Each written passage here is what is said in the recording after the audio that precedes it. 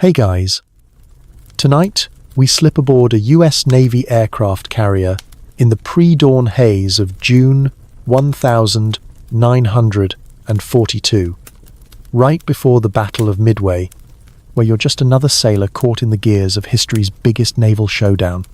Picture it. The Pacific Ocean stretches endless around you, a dark mirror under a sky bruising purple. The air smells of salt and diesel, and the deck hums beneath your boots, vibrating with the carrier's pulse. You're probably not surviving this battle. Let's be honest, odds are stacked like a bad poker hand.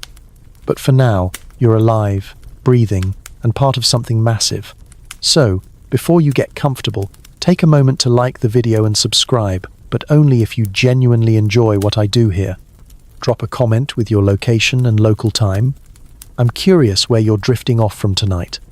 Now, dim the lights, maybe turn on a fan for that soft background hum, and let's ease into tonight's journey together. You wake in the grey half-light, sprawled on a canvas bunk slung so close to the guy above you that his snores rattle your skull. The USS Enterprise, or maybe it's the Hornet, they all blur together, creaks like an old house, steel groaning as waves nudge her hull. Your blanket's a scratchy wool thing, standard Navy issue, smelling faintly of mildew and the last guy who used it. It's the 4th of June, 1942, and you're somewhere near Midway Atoll, though nobody's told you the exact coordinates. Scuttlebutt says the Japanese are coming, a whole armada, and your ship's one of the few things standing in their way. You rub sleep from your eyes, the air already sticky with tropical heat, and swing your legs over the bunk's edge. Your boots hit the deck with a dull thud. The sleeping compartment's a maze of bunks, pipes, and dim red bulbs that cast everything in a blood-tinged glow. Sailors stir around you, some muttering, others silent, all moving like men who know today might be their last. You're just a seaman, maybe 19, fresh from a farm in Iowa or a factory in Chicago. You joined for adventure, or maybe to escape a dead-end town, but now you're here, and the reality's sinking in like damp rot. The Navy's been drilling you for weeks, months, even, but nothing prepares you for the weight of this morning. Breakfast is in an hour, but your stomach's already knotted, not from hunger, but from the whispers you caught last night. Japan's got 4 carriers, maybe more, and they're gunning for this speck of an atoll. You pull on your dungarees, the blue cotton stiff with salt and sweat. Your dog tags jingle, cold against your chest, a reminder of who you are if the worst happens. The Battle of Midway, you'll learn later, was a turning point in the Pacific War, where the US Navy's 3 carriers faced off against Japan's 4, shifting the tide after Pearl Harbor's gut punch. But right now, you don't know that. You just know the air's thick with something bigger than you, and it's not just the humidity. Historians still argue whether the US victory was genius strategy or dumb luck codebreakers had cracked Japan's plans, but nobody's sure how much that tipped the scales. For now, you're focused on not tripping over the guy lacing his boots in the narrow passageway. A quirky detail sticks out. Some sailors are wearing mismatched socks, a superstition they swear brings luck. You chuckle, wondering if 2 different socks could really keep a torpedo at bay. It's a small rebellion against the Navy's obsession with uniformity, and you're tempted to swap one of yours just to feel human. You head toward the ladder, the metal rungs cool under your palms, climbing toward the mess hall. The ship's alive now, a low buzz of voices and clanging pipes, like a city waking up. You pass a guy scribbling a letter home, probably to a sweetheart or his mom, and you wonder if he'll ever mail it. The thought makes you smirk. Imagine surviving a battle just to get chewed out for bad penmanship. You're not a hero, not yet, maybe not ever. You're just here, one cog in a floating war machine, and the day's barely started. The deck above smells of coffee and grease, and you're already dreading the powdered eggs. But there's something else in the air tension, sharp as a knife. You glance at a porthole, catching a glimpse of the horizon, and wonder what's out there, waiting. For now, you keep moving, one foot in front of the other, because that's what sailors do. You trudge through the narrow passageways of the USS Enterprise, the air growing thicker as you descend deeper into the ship's belly. The walls are a tangle of pipes and cables, painted a dull grey that seems to suck the light out of everything. It's like living inside a steel sardine can, except this one's got 1,000 other sweaty sardines crammed in with you. Below deck, the world feels smaller, the ceiling low enough that you duck instinctively, even though you're not quite tall enough to bang your head. The hum of the ship's engines is constant, a low growl that vibrates through your bones, reminding you that this floating city never sleeps. You're headed to your station, but first, you've got to navigate the chaos of the crew's living quarters, where life as a sailor in June 1942 is anything but glamorous. The sleeping compartments are a maze of bunks stacked 3 high, each one barely wide enough for a man to lie flat. Your bunk's wedged between a guy who mumbles in his sleep about apple pie and another who snores like a busted foghorn. You've learned to tune it out, mostly, but last night was rough whispers of the Japanese fleet kept you staring at the underside of the bunk above, wondering if you'd see tomorrow. The air down here is stale, a mix of sweat, oil, and something faintly metallic, like rust or fear. Ventilation's a joke. The fans just push the hot air around, and you're already sweating through your dungarees. You grab your cap, a faded blue thing that's seen better days, and weave through the crowd of sailors getting ready for the day. Life below deck is a grind, and you're learning fast that the Navy's obsession with order doesn't extend to comfort. Your locker's a tiny metal box, just big enough for a few letters from home, a photo of your kid sister, and a pack of Lucky Strikes you're saving for a rough day. You check the photo, a reflex now, and smile at her goofy grin. She'd probably think this ship's a floating palace. She's wrong, but you let her have that one. The mainstream fact is stark. The Enterprise, part of Task Force 16, carried about 2,200 men during Midway, all packed into a ship just over 800 feet long. That's a lot of bodies in a small space, and you feel every inch of it when you're trying to squeeze past a guy hauling a sack of laundry. A quirky tidbit floats up. Some sailors swear by a ritual of tapping the bulkhead 3 times before leaving their bunk, claiming it wards off bad luck. You've seen a few do it, their faces dead serious, like they're praying to the ship itself. You haven't tried it yet, but you're not above hedging your bets. Historians still argue whether the crew's morale was a key factor in Midway's outcome. Some say the men's grit carried the day. Others point to the codebreaker's intel as the real hero. You don't care about that debate. You just want to make it through your shift without tripping over a pipe or getting yelled at by a petty officer.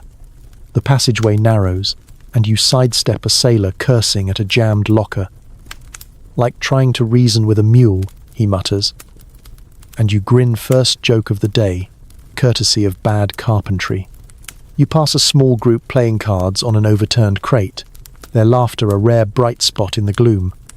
One guy's betting his dessert ration, which is bold considering it's just jello. You keep moving, the deck tilting slightly under your feet as the ship rides a swell. The air's getting hotter, and you're starting to feel like a baked potato in a tin foil wrap. Your job today's simple but brutal. Scrubbing decks, checking lines, maybe hauling supplies. It's grunt work, but it keeps the ship running, and you're not dumb enough to complain out loud. You climb a ladder, the rungs slick with who knows what, and emerge into a slightly less claustrophobic corridor. The smell of coffee drifts from somewhere, a faint promise of the mess hall. You're not there yet, though first you've got to check in with your division officer, a guy with a mustache like a push broom and a voice that could wake a coma patient. He's probably got a list of tasks longer than your arm, and you're already dreading the inevitable hurry up and wait routine. You glance at a porthole, the glass thick and warped, showing nothing but endless blue. Somewhere out there, the Japanese are closing in. But down here, it's just you, the heat, and the endless grind of Navy life. You smirk, thinking of that card game. Maybe you'll bet your jello too, just to feel alive. You're still on the flight deck of the USS Enterprise. The sun now, a relentless hammer overhead, turning your dungarees into a damp, salty second skin. The deck's clean enough for now, and you've been reassigned to help prep the planes, a job that feels like juggling dynamite in a thunderstorm. All around you, the carrier's a hive of activity mechanics swarm over dauntless dive bombers and wildcat fighters, their tools clanging like a frantic orchestra. You're hauling a cart of 500-pound bombs, the weight making your shoulders scream while the deck vibrates with the thrum of the ship's engines. It's the 4th of June, 1942, and the Battle of Midway is about to explode, though you don't know the full scope yet. You just know the air's electric, like the whole ship's holding its breath. You guide the cart to a Dauntless, its sleek frame gleaming under the Pacific Sunday. A mechanic, his face smudged with grease, shouts for you to hurry up, and you nudge the cart closer, careful not to bump the plane. The bombs are heavy, olive-green beasts, and you're hyper-aware that one wrong move could turn this deck into a fireball. The mainstream fact is sobering. The Enterprise launched 78 planes during Midway, many armed by deck crews working at breakneck speed to keep the carriers in the fight. You're one of those grunts, and right now, your world's narrowed to the task at hand. Get the bomb to the plane, secure it, don't blow yourself up. Simple, right? A quirky tidbit circulates among the crew. Some mechanics carve tiny initials into the bombs, a secret signature for the payload they're sending to the Japanese fleet. You spot a faint JT scratched into one bomb's casing and wonder who JT is, hoping his luck holds. You smirk, imagining the Japanese admiral's face when JT's bomb lands joke number 1, and it's a dark one, but it keeps you moving. Historians still argue whether the speed of arming planes like this one tipped the scales at Midway, or if it was the pilot's precision that did it. You don't have time to ponder that. You're too busy wrestling a bomb into place while a petty officer hovers, barking about proper alignment. The mechanic next to you, a lanky guy with a Brooklyn accent, mutters, "This plane's pickier than my grandma at a deli." You chuckle joke number 2, and it's a welcome break from the tension. You help hoist the bomb, muscles straining, and feel the satisfying click as it locks under the plane's belly. The mechanic slaps your shoulder, a rare moment of camaraderie, and you step back to catch your breath. The decks are chaotic ballet planes being fueled, bombs loaded, pilots climbing into cockpits with faces like stone. You catch a glimpse of one, his eyes hidden behind goggles, and wonder what he's thinking. Probably not about meatloaf or grandmas. You grab another cart, this one loaded with ammo belts for the Wildcats machine guns.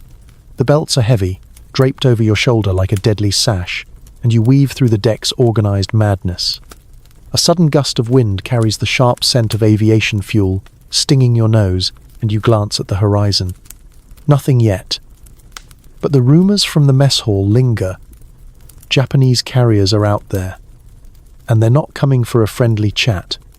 You shake it off and focus, feeding the ammo belt into a Wildcat's gun. A nearby sailor trips over a hose, sprawling with a curse that'd make a nun blush. Graceful as a drunk seagull, you mutter joke number 3, and it earns a laugh from the guy next to you. The planes are almost ready now, their engines coughing to life, propellers slicing the air. You step back, wiping sweat from your forehead, and feel the deck shudder as a Dauntless taxis toward the launch spot. Your part's small, but it matters those bombs you helped load might just sink a Japanese carrier, or not. You're not thinking that far ahead. You're just trying to keep up without losing a finger. The sun's climbing higher, the heat relentless, and you're already dreaming of the lukewarm coffee waiting below deck. But for now, you're here, part of the machine, arming the planes that'll carry the fight to the enemy. You step onto the flight deck of the USS Enterprise, the Pacific sun slamming into you like a hot fist. The air's thick with the smell of oil and salt, and the deck's a searing expanse of steel that burns through your boots if you stand still too long. It's the 4th of June, 1942, and you're tasked with scrubbing this beast of a deck, a job that feels like polishing a skyscraper in a windstorm. The carrier stretches out before you, a floating fortress buzzing with activity planes being wheeled into place, mechanics shouting, and officers barking orders. You grip a stiff bristled brush, your hands already aching, and get to work. The rhythmic scrape of bristles against steel oddly soothing despite the chaos around you. The horizon's an endless blue line, but you know it's hiding something Japanese carriers, maybe, closing in. You're on your knees, scrubbing a patch near the deck's edge, the ocean glinting far below. The Enterprise, one of 3 US carriers at Midway, was a key player in a battle that sank 4 Japanese carriers, a fact you'll only learn later when historians call it a decisive victory. For now, you're just trying not to slip on the wet deck or get chewed out by a petty officer. Your brush digs into a stubborn grease stain, and you mutter, "This thing's tougher than my mom's meatloaf." That's your first joke of the day, and it gets a chuckle from a nearby sailor hosing down another section. The deck crew's a mix of guys like you, young, tired, and pretending they're not scared. You glance up, wiping sweat from your brow, and catch sight of a dauntless dive bomber being prepped, its wings gleaming like a promise of trouble. A quirky tidbit floats through your mind. Some deckhands swear by tying a red thread around their wrist for luck, a habit picked up from a sailor who claimed it saved him at Pearl Harbor. You don't have a red thread, but you pat your pocket where your sister's photo sits, figuring that's close enough. The sun's climbing higher, baking you like a biscuit, and you're half tempted to dunk your head in the bucket of soapy water just to cool off. Historians still argue whether the deck crew's efficiency keeping planes fueled and armed at breakneck speed was as critical to Midway's success as the pilot's bravery. You don't know about that. You just know the officer yelling at you to scrub faster doesn't care about your theories. You move to another section, the deck vibrating under your knees as the ship's engines churn. A group of mechanics nearby wrestle with a plane's landing gear, cursing loud enough to wake a coma patient. One of them, a guy with a sunburned nose, shouts, "This gear's more stubborn than my ex." You grin joke number 2, and it's a keeper. The deck's alive with purpose, everyone moving like they're part of a giant, clanking machine. You spot a pilot climbing into a cockpit, his face tight with focus, and you wonder what it's like to fly into whatever's coming. Your job's simpler scrub, rinse, repeat, but it's not nothing. A clean deck means planes can launch without skidding, and that's one less disaster today. The wind picks up, carrying the faint whine of a distant engine. You pause, squinting at the horizon. But it's just a friendly plane, probably a scout. Your heart's pounding anyway, a reminder of the rumors from the mess hall about Japanese Zeros. You shake it off and scrub harder, the brush's bristles fraying like your nerves. A sailor nearby drops his hose, spraying you with a cold blast of water. "Sorry, pal," he calls, but his grin says he's not sorry at all. You laugh despite yourself joke number 3, courtesy of bad aim. You're soaked now, but it's a relief in this heat. You glance at the Dauntless again, its bombs loaded and ready, and feel a flicker of pride. You're not flying, but you're keeping this ship in the fight. The deck's almost done, but your shift's far from over. You stand, stretching your aching back, and take a moment to look out at the sea. It's beautiful, in a way, but it's also a graveyard waiting to happen. You push the thought aside and grab your bucket, ready to move to the next task. The ship's humming, the crew's buzzing, and you're just one piece of it, scrubbing your way through history. You shuffle into the mess hall, the air thick with the smell of burnt coffee and something that might pass for eggs in a parallel universe. The room's a long, narrow space packed with sailors, their voices a low rumble over the clatter of tin trays. Overhead, fluorescent lights buzz like angry bees, casting a sickly glow on the grey tables bolted to the deck. It's morning, the 4th of June, 1942, and you're aboard the USS Enterprise, stomach growling but not exactly thrilled about what's on the menu. You grab a tray, the metal cool against your palms, and join the line snaking toward the serving counter. The ship sways gently, a reminder of the Pacific's vastness outside, and you brace yourself against a bulkhead to keep from stumbling. Everyone's talking about the Japanese fleet. Rumors swirl faster than the powdered milk you're about to choke down. You slide your tray along the counter, where a cook with a sweat-stained apron slops a greyish mound of eggs onto it. Next to it lands a slice of bread, hard as a deck plank, and a cup of coffee so weak it's basically brown water. You eye the eggs warily, wondering if they're a secret weapon to demoralize the crew. "Eat up, hero," the cook grunts, and you give him a half-smile joke number 1, and it's barely edible. You find a seat, squeezing between a wiry radio man and a guy who smells like he bathed in engine grease. The mainstream fact hits you as you poke at your breakfast. The Battle of Midway was a logistical nightmare, with the US Navy scrambling to feed thousands of men on ships running at full tilt. Supplies were tight, and fresh food was a distant memory by now. The radioman leans over, his voice low. Heard we cracked their code. They're coming for Midway, not Hawaii. You nod, trying to look like you're in the loop, but all you know is what the guy next to you mutters. Codebreakers at Pearl Harbor had indeed intercepted Japanese plans, giving the Navy a rare edge. But you're just a sailor, not privy to the big picture. You take a sip of coffee, wincing it's like drinking disappointment.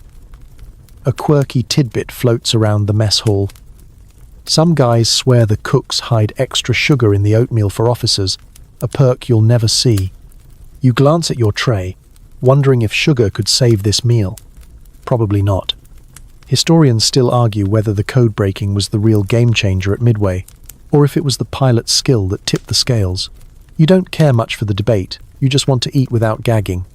The guy across from you, a machinist with a chipped tooth, starts spinning a yarn about a sailor who traded his socks for a smuggled apple last week. Guy ate it core and all, he says, grinning. You laugh joke number 2, and it's almost enough to make you forget the eggs. Almost. You tear into the bread, your jaw working overtime, and listen to the chatter. Someone mentions a betting pool on how many Japanese ships they'll spot today. You don't join in. Gambling your cigarette ration feels like tempting fate. The mess hall's a microcosm of the ship. Guys from every corner of America, thrown together in this floating tin can. The kid next to you, barely 18, keeps glancing at a letter tucked in his pocket. Probably his first time away from home. And you wonder if he's regretting signing up. You're not much older, but you feel ancient compared to him. The ship lurches slightly, and your coffee sloshes, leaving a stain on your tray. Great, now my meal's got character. You mutter to yourself joke number 3, and it's all you've got to keep the nerves at bay. You finish the eggs, or at least the parts that don't fight back, and push your tray aside. The radioman's still talking, something about Japanese carriers, but you're only half listening. Your mind's on the day ahead deck duties, drills, and the gnawing sense that something big's coming. You stand, tray in hand, and weave through the crowd toward the scullery. The air's heavier now, not just from the heat but from the weight of what everyone's not saying. You pass a guy polishing his dog tags, another tapping the bulkhead 3 times. There's that superstition again, like it'll keep the torpedoes away. You're not sure you buy it, but you give the wall a quick tap anyway. Can't hurt, right? The mess hall's emptying out, sailors heading to their stations, and you feel the ship's rhythm shift, like it's bracing itself. You step into the passageway, the deck cold under your boots, and head toward your next task, the rumors of battle clinging to you like damp salt air. You're perched high in a lookout post on the USS Enterprise, the wind whipping past your face, sharp with salt and the faint tang of aviation fuel. It's the 4th of June, 1942, and the Pacific stretches out like an endless blue canvas, deceptively calm under a sky streaked with wispy clouds. Your job's simple but brutal. Scan the horizon for anything Japanese planes, ships, or even a periscope's glint. And don't blink. The binoculars are heavy, pressing against your brow, and your eyes ache from squinting into the glare. The ship hums below you, a distant rumble of engines and crew, but up here, it's just you, the wind, and the creeping dread that something's out there. Your heart's a steady drumbeat, each thump a reminder that the Battle of Midway's about to turn your world upside down. The mainstream fact anchors you. The Battle of Midway hinged on spotting the enemy first, with lookouts like you playing a critical role in alerting carriers to incoming threats. You don't know the history books yet, but you feel the weight of every second spent staring at that empty sea. You adjust the binoculars, the lenses smudged with your fingerprints, and sweep the horizon again. Nothing. Just waves and sky, mocking your vigilance. A quirky tidbit you've heard from the older sailors. Some lookouts swear they've seen mermaids on long watches, a trick of the light or maybe just boredom. You chuckle joke number 1. If I see a mermaid, she better bring coffee. The thought's absurd, but it keeps you sane up here, alone with the wind. Your stomach twists as you spot a speck, far off, barely a pinprick against the sky. You lean forward, binoculars glued to your eyes, and hold your breath. Is it a bird? A cloud? Or a Japanese Zero coming to ruin your day? Historians still argue whether the US Navy's early sightings of Japan's carriers, often by sheer chance, were the real key to Midway's victory, or if it was the code breakers' intel that set the stage. You don't care about debates, you just want to be sure. The speck vanishes. Maybe a trick of the light, and you exhale, cursing under your breath. Your hands are sweaty, slipping on the binoculars, and you wipe them on your dungarees, the ones still damp from that hose mishap during drills. Below, the deck's a frenzy, planes being prepped, crews scurrying like ants. You can't hear much from up here, but you see the dauntless bombers you helped arm earlier, their wings glinting as they're positioned for launch. A sailor waves from below, probably mocking your perch, and you mutter, "Enjoy your shade, pal." That's joke number 2, and it's weak, but it's all you've got. The wind shifts, carrying a faint engine whine, and you freeze, scanning again. Nothing. Your nerves are fraying, each false alarm tightening the knot in your gut. You touch your sister's photo in your pocket, a habit now, and wonder if she'd laugh at you playing lookout like some pirate in a kid's book. The radio in your headset crackles, a voice from the bridge asking for updates. You report, "All clear," but your voice wavers, betraying the doubt gnawing at you. Another lookout, posted across the ship, calls in something about a shadow on the water. You swing your binoculars that way, heart racing, but see only waves. False alarm, you mutter, half to yourself, half to the wind. A gull swoops by, and you nearly jump out of your skin, then laugh joke number 3. That bird's got better stealth than the Japanese. It's not funny, but it keeps you from screaming. The horizon's still empty. But you know it won't stay that way. The whispers from the radio room, cargo, bearings, carriers echo in your mind, and you grip the binoculars tighter, willing your eyes to see what's coming before it sees you. You shift your weight, the lookout post's narrow platform digging into your legs. The ship sways gently, a reminder of the ocean's vastness, and you feel small, a speck in a war too big to grasp. But you keep scanning, because if you miss something, it's not just you who pays. The Enterprise is counting on you, even if they don't know your name. You take a deep breath, the salt air sharp, and keep your eyes locked on the horizon, waiting for the speck that'll change everything. You're back on the USS Enterprise, sweat trickling down your back as you hustle across the flight deck to join a midday drill, the kind of relentless practice that makes you wonder if the Navy's trying to kill you before the Japanese get a chance. It's the 4th of June, 1942, and the Pacific sun is a merciless spotlight, baking the steel deck under your boots. The ship's a frenzy of motion planes being checked, crews running, officers shouting, but these drills are your world right now. You're assigned to a damage control team, which means you're practicing for the worst. Fires, floods, or a direct hit from a Japanese bomb. You're lugging a heavy hose, the canvas rough against your palms, and your muscles are screaming, but you keep moving because stopping means failing, and failing's not an option today. The drill's a chaos of barked orders and clanging equipment. You're paired with a team of sailors, some barely older than you, all of you racing to unroll the hose and aim it at an imaginary fire. The mainstream fact is grim. During Midway, the US carriers relied on damage control teams to keep ships afloat after devastating attacks, with the Enterprise surviving hits that would have sunk lesser vessels.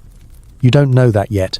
You're just trying not to trip over the hose or get yelled at by the chief petty officer, a guy with a voice like a foghorn and a glare that could melt steel. "Move it, sailor," he bellows, and you hustle, dragging the hose across the deck like it's a stubborn mule. A quirky tidbit you've heard. Some damage control guys keep a small vial of salt water in their pocket, claiming it's a charm to appease the sea. You spot one sailor patting his pocket mid-drill, and you roll your eyes, joke number one, hope that water's better at fighting fires than our coffee. He grins, but there's no time to chat. The drill's relentless sprint to a mock leak, patch it, then run to the next. Your boots slip on the deck, still slick from your earlier scrubbing, and you nearly faceplant. Historians still argue whether the US Navy's rigorous training, like these drills, was the real edge at Midway, or if it was just the luck of catching Japan's carriers at the right moment. You're too busy to care, your arms burning as you wrestle the hose into place. A sailor next to you, a wiry kid from Texas, fumbles his end of the hose, spraying everyone nearby. Nice aim, cowboy, you quip joke number two, and it gets a laugh, despite the chief's glare. You're soaked again, but it's a relief in the heat. The drill shifts to a simulated bomb, hit someone's yelling about a breach in the hangar deck, and you're running again, hauling a repair kit heavy enough to make you regret breakfast. You pass a group practicing with fire extinguishers, their faces red from effort, and you wonder how anyone stays calm when it's real. The ship sways, a gentle reminder of the ocean's power, and you brace against a bulkhead, catching a glimpse of the horizon. Still empty, but not for long. You're panting now, the hose coiled and ready, and the chief finally calls a halt. You collapse against a crate, gulping air, and wipe sweat from your eyes. The deck's a mess of gear and sailors, all of you looking like you've been through a ringer. A guy nearby, still clutching his repair kit, mutters, "This drill's tougher than my last date." You snort joke number three, and it's a good one, easing the knot in your chest. The drills are brutal, but they're why the ship keeps fighting, why you might survive what's coming. You glance at your sister's photo in your pocket, a quick touch for luck, and stand as the chief barks for the next round.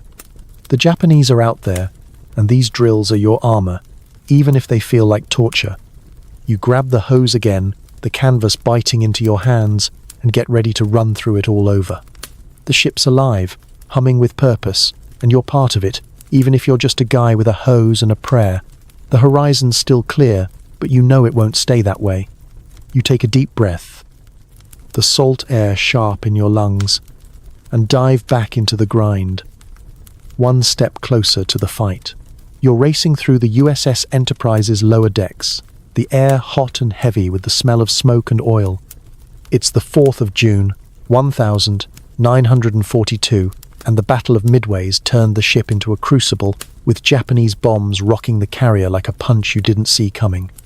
You're on a damage control team now, your boots pounding against the steel as you haul a repair kit toward a reported leak in the hangar deck. The passageway's a claustrophobic tunnel, pipes dripping sweat overhead, and the ship groans with every hit, a low moan that makes your skin crawl. Alarms blare, red lights casting eerie shadows, and you're dodging sailors running the other way, their faces grim with purpose or panic. You're not sure which. The mainstream fact is brutal. The Enterprise's damage control teams, like the one you're on, saved the ship from fires and flooding that could have sunk her during Midway's relentless attacks. You don't know the history yet. You're just trying to keep your grip on the heavy kit, its straps digging into your shoulders. A bomb hit the deck above earlier, and now you're headed to patch a hole before the ocean claims more of the ship. You round a corner, nearly colliding with a sailor carrying a fire extinguisher. Watch it, or we're both swimming. You snap joke number one, and it's more desperate than funny, but it keeps you moving. The deck tilts, throwing you against a bulkhead, and you curse, remembering those endless drills that felt like torture. A quirky tidbit you've heard. Some damage control guys tie a knot in their belt for every fire they put out, like a badge of survival. You spot a sailor with 3 knots on his belt, his face blackened with soot, and wonder how many he'll add today. You don't have time to ask. The passageway is filling with smoke, and you're coughing as you reach the hangar deck. Historians still argue whether the speed and skill of damage control crews were the real reason US carriers survived Midway, or if Japan's scattered attacks gave them the edge. You're too busy to care, shoving through a hatch to find a scene straight out of a nightmare. a jagged hole in the deck, water spraying in, and flames licking at a nearby fuel line. You drop the kit and grab a wrench, working with your team to clamp a steel patch over the leak. The water's cold, soaking your dungarees, and you're shivering despite the heat. A sailor next to you, wrestling with a hose, mutters, "This ship's leakier than my uncle's rowboat." That's joke number 2, and you manage a shaky laugh, your hands slippery on the wrench. The patch holds, barely, and you move to the fire, dragging a hose that feels like it's fighting you. The flames are stubborn, fed by spilled fuel, and you're spraying foam like your life depends on it because it does. You think of that saltwater charm some guys carry. You'd trade your sister's photo for a fireproof ship right now. The deck shakes again, another near miss, and you brace against a crate, the heat searing your face. A petty officer yells to keep moving, and you do, hauling the hose to another blaze. "This fire's got more fight than me," you mutter joke number 3. And it's weak, but it keeps your hands steady. The team's a blur of motion, patching, spraying, shouting, and you're part of it, every muscle screaming as you fight to save the ship.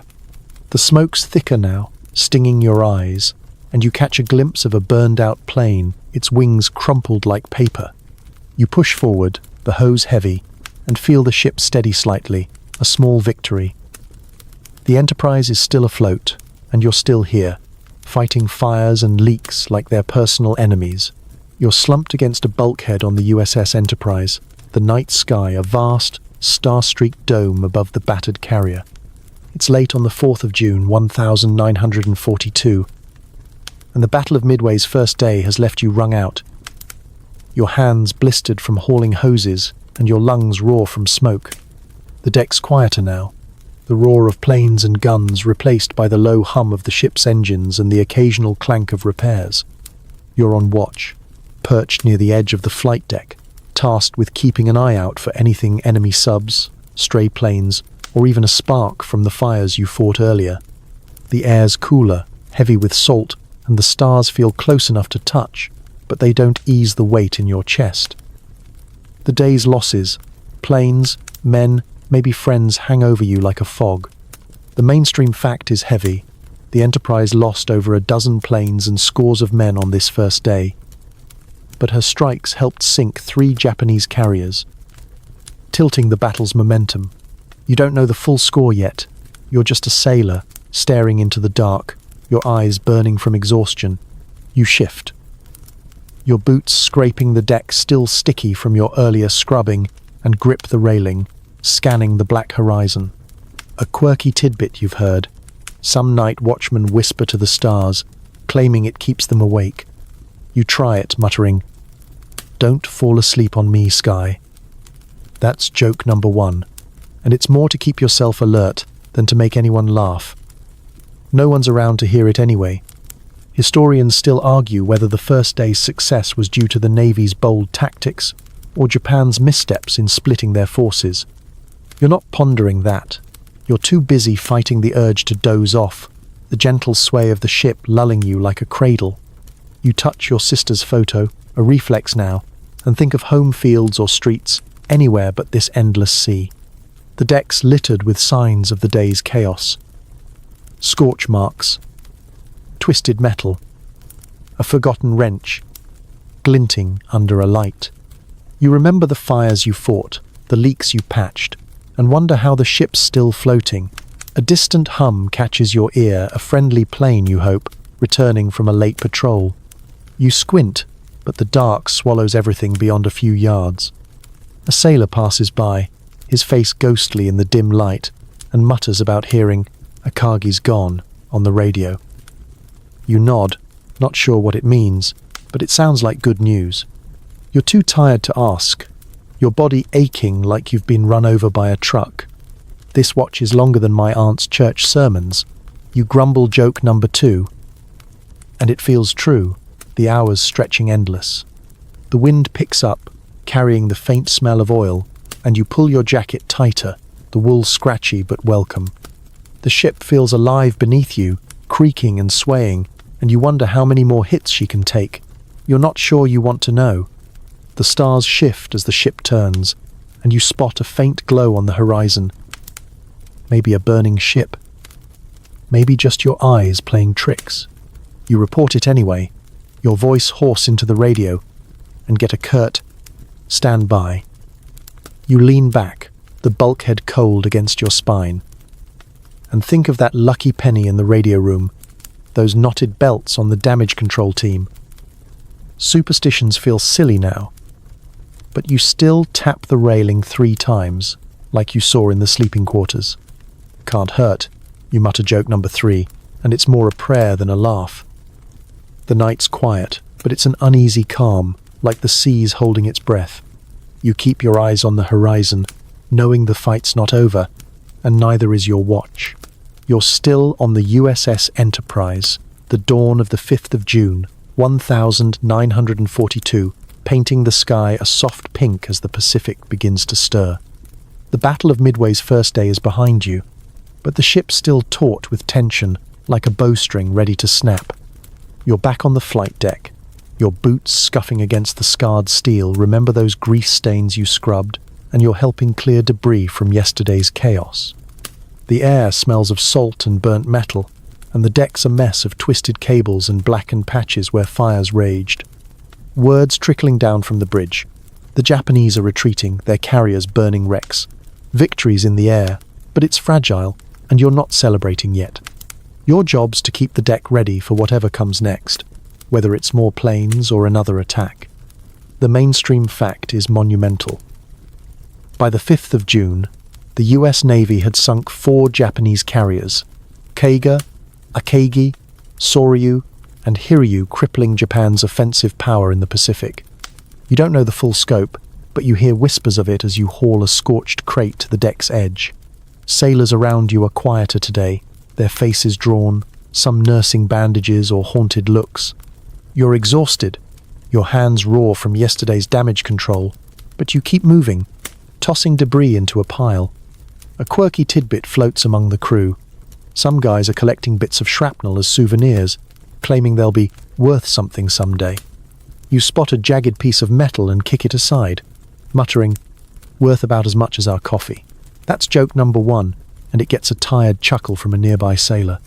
Historians still argue whether the US victory at Midway was a masterstroke of strategy or a lucky break, with Japan's carriers caught vulnerable during refueling. You're not debating, you're just trying to clear the deck without tripping over a cable. The sun's rising higher, warming your back, and you pause to wipe sweat from your brow, catching a glimpse of the horizon. It's empty now, no Zeros screaming in, but you're still jumpy, half expecting another attack. You touch your sister's photo, a ritual that's kept you grounded, and think of her goofy grin back home. A plane engine coughs to life nearby, a Dauntless being prepped for a patrol, and you feel the deck hum, a reminder that the fight's not fully over. A sailor stumbles past, lugging a toolbox, and drops a wrench with a clang. "Smooth as my last dance," he grumbles. And you grin joke number 2, and it's a small spark in the heavy air. You help him pick it up, your hands brushing against the cool steel, and move on to the next pile of debris. The ship's alive with activity mechanics tinkering, officers barking orders, but there's a cautious hope now, like the crew's daring to believe you might make it through. You hear another rumor, the Japanese fleet's limping away, their planes gone, their carriers sunk. You want to believe it, but after yesterday's chaos, those fires, those Zeros, you're not ready to let your guard down.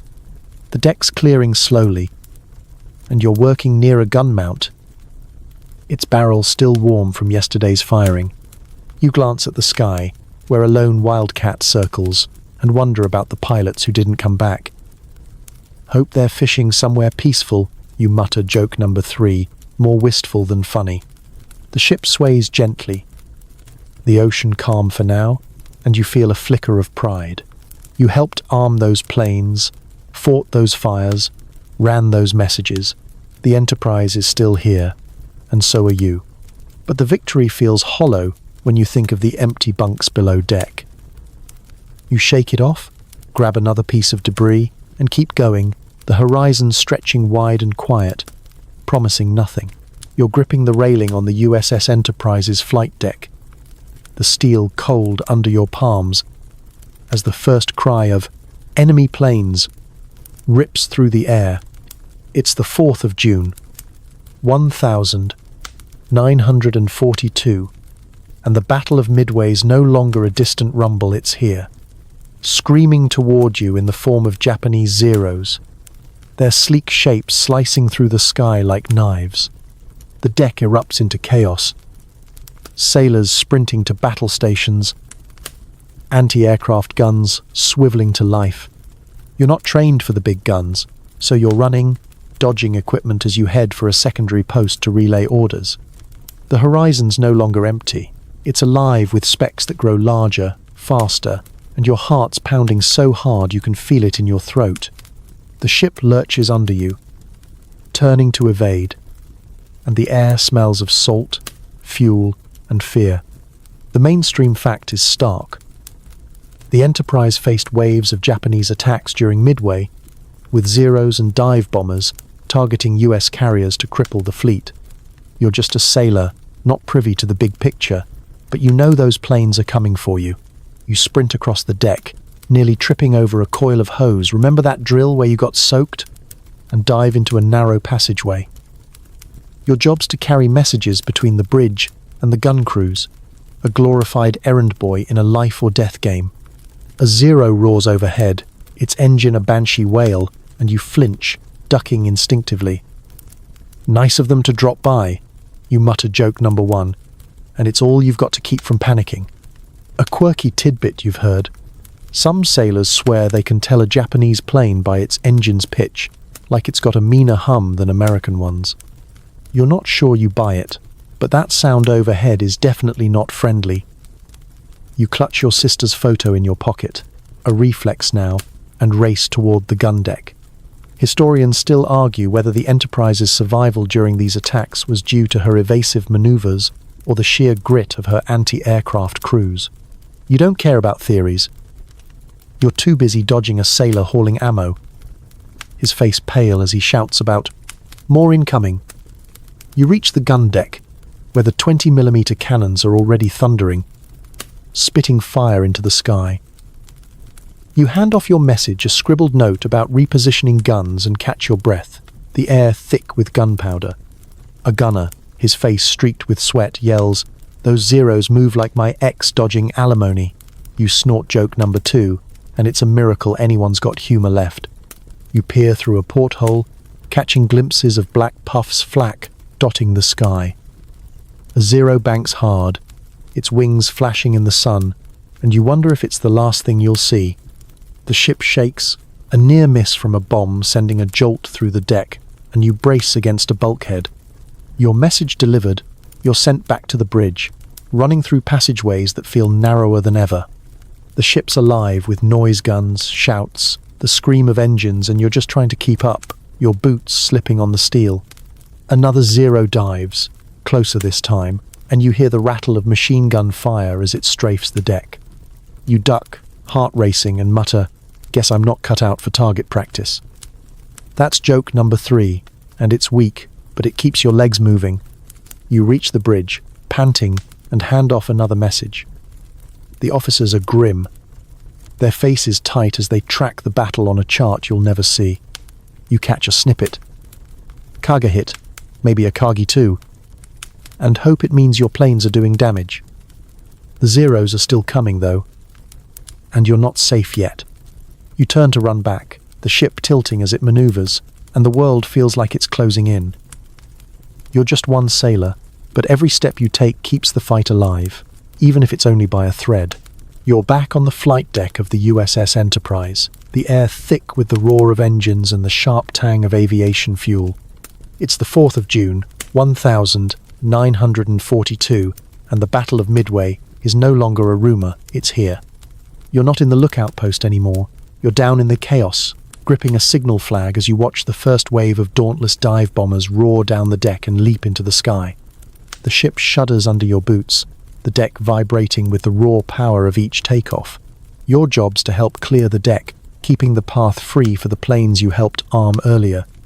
The sun's high now, burning your neck, and the horizon's still empty, but you know the Japanese are out there, and your planes are going to find them. The noise is deafening. a wall of sound that drowns out everything but the pounding of your heart. The mainstream fact hits hard. The Enterprise's dive bombers, part of the 117 planes launched from US carriers that morning, caught Japan's fleet off guard, sinking 3 carriers in minutes. You don't know the outcome yet. You're just a sailor, sweating through your dungarees, waving your flag to signal the next planes clear to go. The deck's a madhouse, crews sprinting, mechanics shouting, and the wind whipping your face as a Wildcat fighter screams past, its propellers a blur. You step back, nearly tripping over a coil of rope, and mutter, graceful as a drunk mule, "That's joke number 1, and it gets a quick laugh from a nearby deckhand who's just as frazzled as you. A quirky tidbit you've heard: some pilots slip a lucky rabbit's foot into their flight jackets, swearing it'll bring them back. You spot one pilot, his face grim as he climbs into a Dauntless, and wonder if he's got one tucked away. You don't have a rabbit's foot, but you touch your sister's photo in your pocket, your own charm against the chaos. Historians still argue whether the timing of this first strike hitting Japan's carriers while their planes were refueling was a stroke of genius or pure luck. You're too busy to care, dodging a cart of ammo belts as another plane roars off the deck, its wings slicing the air like a knife. The noise doesn't let up, each takeoff shaking the ship like a drum. You wave your flag again, the red cloth snapping in the wind, and catch a glimpse of a pilot giving a thumbs up before his plane lifts off. You hope he makes it back, but you push the thought aside, focus on the job, keep the deck clear. A mechanic stumbles nearby, dropping a wrench that skitters across the steel. Might as well throw it at the Japanese. You quip joke number 2, and it earns a tired grin from the guy. The deck's slick with oil and sweat, and you're moving fast, hauling ropes and shouting to be heard over the engines. Every plane that launches feels like a piece of the ship's soul taking flight, and you're part of it, even if you're just a guy with a flag. The last Dauntless in this wave takes off, and the deck feels strangely quiet for a moment, the roar fading into a distant drone. You pause, catching your breath, and glance at the horizon. Still nothing, but you know those planes are headed for a fight that'll decide everything. A sailor nearby, wiping grease from his hands, mutters about the Japanese carriers being sitting ducks. You hope he's right, but the knot in your gut says it's not that simple. You tuck your flag under your arm and head for the next task, your boots thudding against the deck. A sudden gust carries the smell of burning fuel, and you wince, muttering, "Smells like my cooking." That's joke number 3, and it's weak, but it keeps you grounded. You're about to move below deck when the ship's loudspeaker crackles, ordering all hands to prepare for incoming action. Your heart skips, the reality of the battle sinking in. Those planes you watched launch are carrying the bombs you helped load, and now it's a waiting game. You glance at the sky, the planes long gone, and feel the ship brace itself beneath you. The Enterprise is a warrior, and you're one of its thousands of beating hearts, ready or not. You're on the gun deck of the USS Enterprise, the air thick with the acrid bite of gunpowder and the deafening roar of anti-aircraft guns.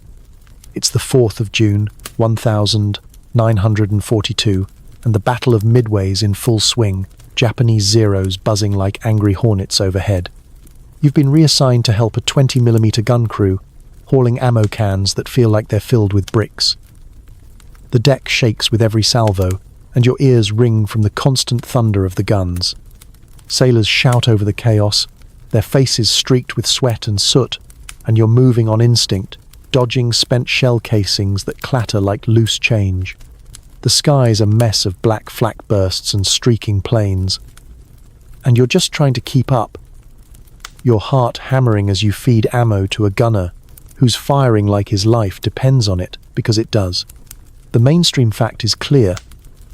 The Enterprise's anti-aircraft defenses, manned by crews like this one, shot down numerous Japanese planes during Midway, protecting the carrier from catastrophic damage. You're not thinking about history, though. You're focused on not dropping the ammo can as a Zero screams past, its bullets stitching the deck nearby. You duck, nearly tripping over a casing, remember that hose you slipped on during drills, and shove the can into place. The gunner, a burly guy with a voice like gravel, yells, "Keep 'em coming, kid!" You nod, wiping sweat from your eyes, and mutter, "Easier than hauling my mum's groceries." That's joke number one, and it gets a grunt from the gunner, which is as close to a laugh as you'll get. A quirky tidbit you've heard: some gunners swear by spitting on their shells for luck, claiming it marks the enemy. You see one guy do it, his face dead serious, and you shake your head spits, not going to stop a zero, but who are you to judge? You grab another can, your arms screaming, and hustle it to the gun. Historians still argue whether the anti-aircraft fire was decisive in repelling Japan's attacks, or if the real damage was done by US planes hitting their carriers. You don't care about debates, you just want to keep the gun firing. A Zero dives, closer now, and you hear the sickening whine of its engine. The gun roars, spitting shells, and you watch the plane twist, trailing smoke, before it vanishes over the horizon.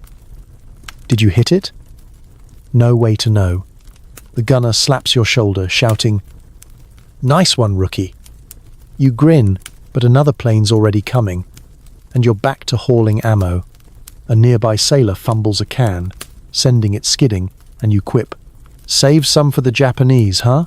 That's joke number two, and it earns a shaky laugh from the crew. The deck's a minefield of hot casings, and you're dancing through them, your boots slipping as the ship sways. Another bomb detonates nearby, the shock wave rattling your teeth, and you brace against the gun mount. The air's thick with smoke now, stinging your lungs, and you cough, wishing for that fan you imagined back in the mess hall. You touch your sister's photo, a quick prayer for luck, and keep moving. The guns never stop, and neither do you. The Zero banks hard, its wings flashing, and you hear the rattle of its guns before it pulls up. You're still here, though, and the gun's still firing.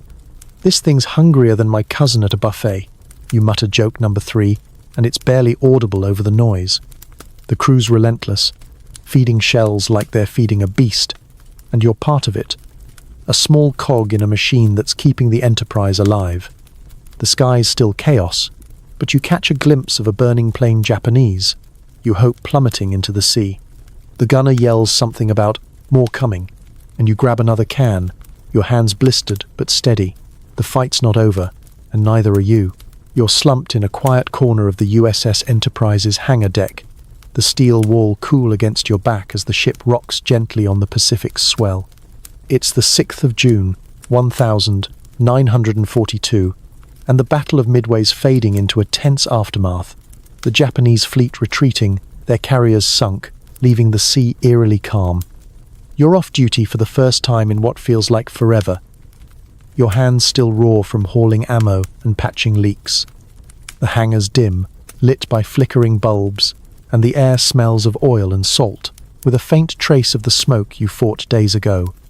You're alone, or as alone as you can be on a carrier packed with over 2,000 men, and you're reflecting on what you've just survived. The deck's scattered with tools and crates, remnants of the chaos, and you're staring at a dented propeller blade, wondering how the ship and you made it through. The mainstream fact is undeniable. Midway was a decisive victory, with the US Navy sinking 4 Japanese carriers while losing only the Yorktown, shifting the Pacific War's momentum. You don't know the history books, but you feel the weight of it in the quiet, in the empty spaces where friends used to be. You pull your sister's photo from your pocket, its edges worn, and trace her smile with your thumb. A quirky tidbit you've heard. Some sailors keep a single bullet casing from the battle, tucked away like a talisman against the next fight. You don't have one, but you pat the deck beside you, half joking that it's your lucky charm now. "Better than that penny in the radio room," you murmur joke number one, and it's just for you. Historians still argue whether Midway's outcome hinged on the Navy's grit or Japan's tactical errors, like splitting their fleet too thinly. You're not debating. You're just tired. Your body heavy with the ache of survival. You think back to the deck scrubbing, the radio room whispers, the Zeros diving, the fires you fought each moment, a thread in a tapestry you're only now starting to see. The ship creaks, a soft groan, and you imagine it's tired too. A sailor passes by, his boots echoing. And you nod, too drained to talk. He's got a bandage on his arm, and you wonder about the guys who didn't make it, their bunks now empty below deck. Hope they're eating better than us up there, you mutter joke number 2, and it's more a wish than a laugh. You lean your head back, closing your eyes for a moment, and the ship's hum becomes a lullaby. The battle's over, but the tension lingers, like a storm just out of sight. You think of home, of fields or streets, of your sister's laugh, and it steadies you. A distant engine hums a patrol plane, probably, and you open your eyes, half expecting zeros, but the sky's clear through a nearby porthole. Guess I'm stuck with you, Enterprise. You say joke number 3, and it feels like a promise to this battered ship. You're alive, and that's enough for now. You tuck the photo away, ready to face whatever comes next, whether it's another watch or just sleep.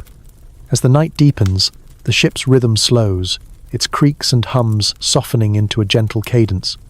You're safe now, wrapped in the quiet of a battle won. The stars outside, keeping watch over the vast, sleeping sea. The Enterprise carries you forward, a steady hand through the dark, and you let your thoughts drift, soft and unhurried, to places where the air is cool and the world is kind. The deck's scars fade in your mind, replaced by the warmth of home, the rustle of leaves, the hum of a distant song. You're not just a sailor anymore, you're a survivor, resting in the embrace of a ship that held strong. Let the waves carry you now, let the stars whisper peace, and sink into sleep, where the battle's roar is just a distant echo.